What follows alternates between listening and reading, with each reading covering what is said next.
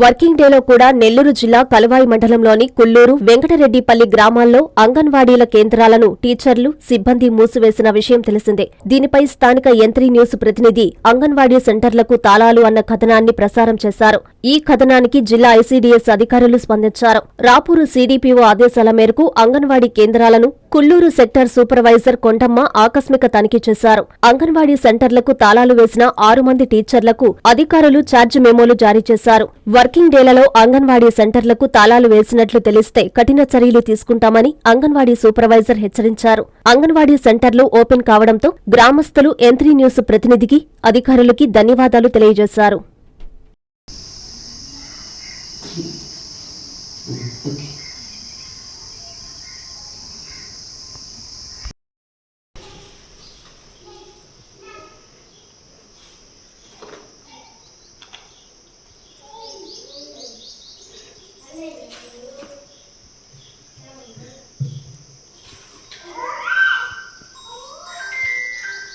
Hi Nilor, please subscribe to N3 TV.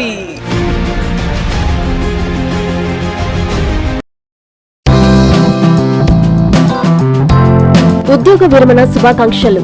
విద్యారంగంలో ప్రధానోపాధ్యాయుడిగా అంకిత భావంతో పనిచేసి ఎందరో విద్యార్థుల ఉన్నతికి బాటలు వేసి కుటుంబంలోనూ మమతానురాగాలు పంచి మా కోసం అహర్నిశలు శ్రమించి మా భవిష్యత్తుకు బంగారు బాటలు వేసిన మా నాన్నగారు, ప్రధానోపాధ్యాయుని హోదాలో ఉద్యోగ విరమణ చేస్తున్న షేక్ జాఫర్ అహ్మద్ గారికి ఇవే మా శుభాకాంక్షలు. మీ సతీమణి షేక్ ముజీబ్, కుమారుడు షేక్ గాజా నవాజ్, కుమార్తె అల్లుడు షేక్ సమ్రీన్, షేక్ గౌస్ పాషా, మనుమలు షేక్ అర్హాన్, షేక్ అర్మాన్.